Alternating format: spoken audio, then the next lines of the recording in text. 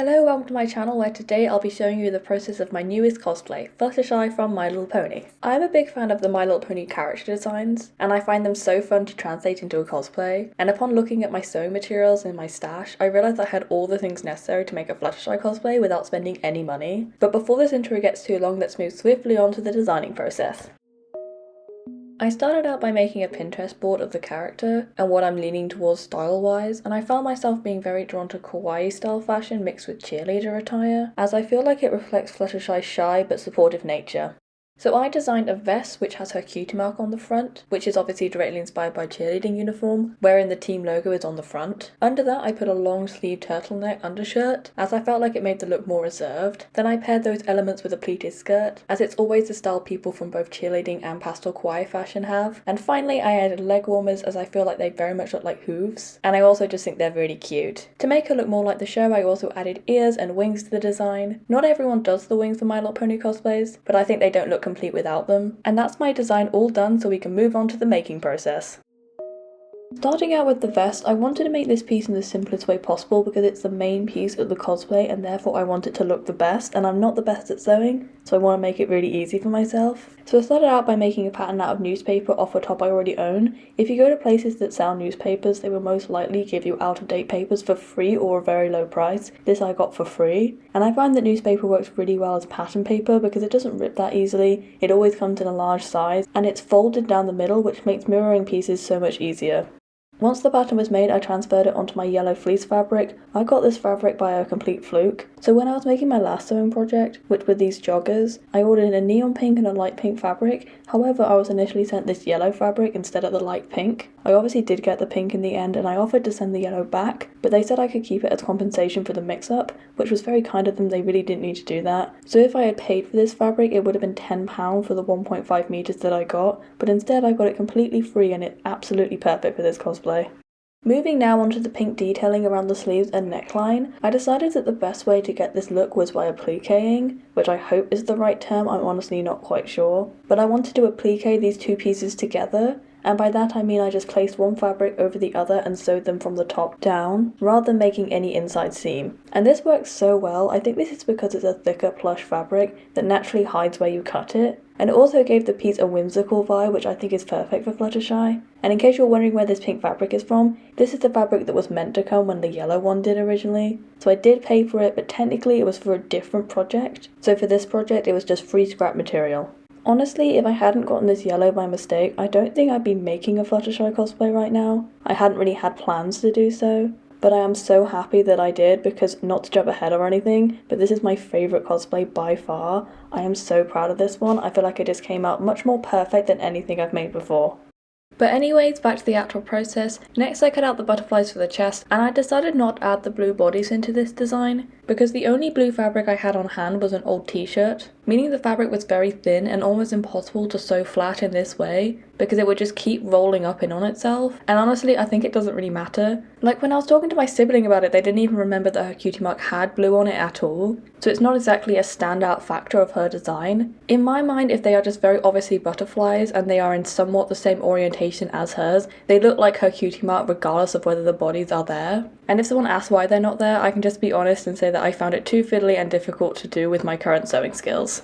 With the butterflies now on, it was finally time to join the front and back together to make this into an actual vest I can wear. I even sewed the seams down so they would lay as flat as possible, and I am so happy with the result. I think this piece is so adorable. It really goes well with Fluttershy's personality, and it looks a whole lot more professional than some of the other pieces I've made. I think that is mainly down to my fabric choice, a fabric that I didn't even specifically pick for this project. Maybe I should let fate decide my fabric choice more often, because apparently it does a better job than I ever could. Moving now onto the undershirt, I made this in the simplest way possible, pretty much the exact same way as the vest top, but for this one I didn't even pattern it beforehand because this fabric is so stretchy that I didn't need to worry about sizing it at all. Other than the neck hole, which I made a lot bigger than this top, just because the neck hole on this top is a little bit too tight and I don't like squeezing it over my head every time. It just really bothers me. So this fabric is actually from my siblings' university. In their university art room, they had a box where people could put in fabric that they didn't really want anymore but wanted to recycle. And they picked it up for a project while they're at university, and now 2 years later I have picked it up and I'm going to be using it again. It's just a nice way of recycling fabric that otherwise would go to waste. And this is the top on. I quite like it, but it's nothing special or remarkable. It just gives my appearance a slightly softer and younger vibe. It also definitely makes the vest look more cheerleader inspired, which is exactly what I wanted for this cosplay. Now onto the skirt. For this, I started by cutting long strips of the yellow fabric to the width of my table. I decided on this width because it's so hard to draw straight lines across fabric, so this made the cutting process so much easier, and it meant I could be confident in the fact that the bottom of my skirt was perfect, or nearly perfectly straight all the way along, which is definitely something I've struggled to achieve in cosplay looks in the past. With the pieces all cut out and sewn together into one long strip 3 times the length of my waist measurement, I moved on to pleating the skirt as per my design. This was a very long process, much longer than I expected it to be. It took about half an hour to do all the pleating. However, it wasn't as annoying or tedious as I thought it would be, because I cut out a guide to make all the pleats even in a very easy way. This was just a long strip of cardboard from a box that I had in my art storage, and it worked perfectly. I've seen multiple people doing this method, and I always wondered if it would make things easier than measuring out the spaces, and it definitely was, and I highly recommend using a guide like this if you're planning on making a pleated garment in the future. Next, I planned out where my zipper would go and sewed the bottom of the skirt up to it. I'm not putting in the zipper quite yet, just pre-planning for further down the line in the attempt to make my life a lot easier. Onto the waistband, I actually used the bottom of the top as the waistband, as I ended up cropping it slightly, and when I did I had this perfectly long and straight strip of fabric that was a near perfect length to go around my waist, so obviously I used it for the waistband. I just pinned it into place along the top of the skirt, covering up all the messy stitches I did while tacking the pleats into place, and sewed this down in the same way I did the pink detailing on the top. Then I went on to my least favourite part of sewing, which is the zip. It was a little fiddly to do as my machine was not really liking how thick the fabric was at points, and I was also using the zipper foot attachment for the first time, but it powered through and got there in the end. Oh, and this zipper was in my sewing box. It's a zipper that fully comes apart, so I don't think I bought it for myself as I never use those sorts of zips. My best bet is that my grandma gave me this zip because she gave me a bag of zips a few years ago, and I haven't really fully gone through them, so I reckon it was probably from there.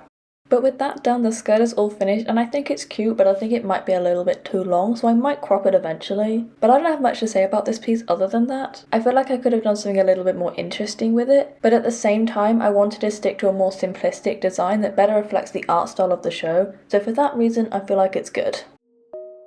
Now onto the leg warmers. I started out with the leftover fabric from the skirt, and sewed 2 squares of it into tubes that are wider and longer than my calves. Then I got out some elastic from my sewing kit and tripled it up to make it much stronger, as I only had very thin elastic on hand, and I was finding it quite fun that this project was turning out completely free. Then I took this elastic and painstakingly sewed it into channels on the top and bottom of each leg warmer. I found this process so irritating. It was the only part of the entire project that was annoying me, to be honest. But it did work and they came out really cute, so it was worth the annoyance. I just love how these look for this cosplay. They really give that hoof vibe I really wanted to get, and I think they really round out Fluttershy's personality as a friendly but shy member of the group, as I also associate leg warmers with very cutesy fashion aesthetics. I just think they're really adorable, and I really wish I had made some for Twilight when I did my Twilight cosplay. I might go back and make her some. Moving now onto the wings, which started out as a drawing on newspaper. I actually practiced drawing the wing shape multiple times in my diary before transferring it onto the pattern paper, because I'm not good at drawing wings. I don't know what it is about them, I just can't naturally draw them even if I have a reference right in front of me. So as you can imagine, this wasn't the first pattern that I made for this cosplay, but I won't be showing the other two as you really can't see what I'm doing anyways. The text on the paper really covers up the pen marks. You can see it better in person, but it's not easy to see on camera, so I really do apologise for that. With the pattern pieces all drawn out and cut up, I moved on to transferring the pattern onto cardboard. I chose cardboard over foam for this piece as I used foam last time I made My Little Pony cosplay wings, and I wanted to try out something different. It did occur to me that the convention I planned to wear this to was in December, and therefore it could rain on the day. But I've seen many fully cardboard cosplays at conventions before that seem to hold up okay, so why not give it a shot? You'll see in the footage I cut multiple layers of feathers for the wings, just to give them a little bit more texture, and I originally did this for both sides but decided to only layer on the back of the wings, as the other side won't be visible while I'm wearing the wings anyway, and the layers would make it harder to attach the straps later on. Next, I glued all the pieces together using Mod Podge. I usually use PVA glue, but I couldn't find mine anywhere on the day that I did this, and Mod Podge is the next best thing. I've never used it as a glue before, I've only ever used it as a sealant, but it worked well as a glue and I feel like it's good for this particular project. Now on to making the wings stronger, I used a paste made from flour and water. It's like paper mache, without the paper, or even the mache I guess, because that means chewed up in English. But it works in the same way as papier mache. I've used it in projects before to add stability, and to cover the edge holes you get when you cut cardboard, and it's always worked really well. This is the biggest project I've used this technique on, the others being small cosplay weapons, and I think maybe I could have gone in with some newspaper over the top just to get rid of all the grooves, but I could always do that in the future and repaint them if I needed. Honestly, I don't expect these to last very long. I don't tend to store my big props very well, just because there's literally nowhere to keep them. So they'll probably end up broken after the convention. But anyways, I'm still glad I decided to make these wings, as without them I don't feel like the cosplay would look complete, as Fluttershy is a Pegasus, so she needs her wings. After a few days of letting it dry, I finally got onto the painting. I started out with a priming coat of white, then a bright yellow priming coat, and then finally my chosen yellow colour. I find that pale yellow can look a little bit flat and dull, so I thought I'd try out using a brighter base underneath, but I can't really tell if it made any difference. I think the top coat was just a little bit too thick to let any of that brightness come through. However, I don't think the middle coat was a waste of time, as without it you'd still be able to see the brown peeking through, and I definitely didn't want that. Oh, and I top coated it with Mod Podge just to make sure all of the paint would not chip off. And then I finally attached some straps to the wings so I could actually wear them using some elastic my sibling gave me. I didn't want to overcomplicate these, so I just used super glue to attach the straps, and then I strengthened the whole by gluing a piece of card over the top. And then I painted these pieces just to blend them in a little bit. And these are the finished wings. I'm so happy with how lightweight they are. And the colour is a near perfect match to the fabric, so overall I'm very pleased with them. But unfortunately, somehow on the way down south for the con, the wings broke. It was not a good start to the con weekend, but I did manage to fix them. I am very lucky that my sibling does art, because they came in clutch after this happened by giving me some scraps of Warbler, which is a polyplastic, and lending me their heat gun so I could successfully patch up the break in the quickest and most effective way possible. Honestly, I don't think I could have fixed them if it wasn't for the Warbler, because we got back to my family house so late at night and the first day of the con was the next day, so I'm very, very grateful. This Warbler is also great because you can paint over it, meaning that the wings actually look pretty close to how they did before. If you knew they were broken, you could definitely see the fix, but considering what happened, there is no better outcome here. Finally, we are on to tackling the wig, which is my least favourite part of any cosplay, just because I find hair really difficult to work with and design. I just never really know what to do with it. But before we look more at the hair, I need to make the ears. Like all the other sewn elements, the ears started out as a simple pattern, which was then used to cut out the yellow fabric and sewn together. I decided on small ears for this one, as I find they look more flattering on a flat wig, but I seemingly forgot to add any seam allowance, so I had to sew them all by hand in order to avoid them becoming too small. And they came out okay, there's not much to them, but they get the point across well, I think. I then attached them to the wig on the top of the head, as this is where her character design has them, and while I think this placement looks fine and you can definitely tell who it's meant to be, especially with the swooping fringe, which vaguely mimics the shape of her hair, I just didn't like it. Even though it looks more accurate to the character than the wig I ended up with, I decided to take off the ears and start over. Personally, I don't think long hair suits me unless it has a blunt fringe. I don't really know why, because I don't have a fringe in my everyday life, but something about having long hair makes me want the rest of the wig to also be the opposite to my everyday hair. So I cut in a fringe. I tried to round it slightly just to give it a softer look, as I felt like this would suit Fluttershy's personality a little bit more, but the section of the fringe was too thick, so it doesn't really have that softness. I do, however, feel like it's now a wig I could wear for more characters, and yes, I will go on to sewing the ears onto the wig, but it's only tacking them down so I can easily take them off again. And compared to the unstyled wig that felt completely unusable to me, I now feel like I could style this hair to match other characters. Oh, and just because I didn't say this before, I found this wig in my family house. Me and my siblings have a lot of wigs, so it was just one of the ones we had in a bag that hadn't been styled yet. With the fringe cut, I then decided where I wanted the ears to go. I decided on a lower placement because I felt like it gave that wig the softer look that I wanted to get with the fringe but didn't quite get. And Fluttershy does have her ears down quite a lot when she's nervous or shy, so it also goes well with her animation style. And that is the wig all done. I feel like it could be slightly better, but again, I really don't know how to style wigs. If you have any advice for wigs, please put it down below in the comments. But with that, the cosplay is all finished and it's finally time to show you the final result.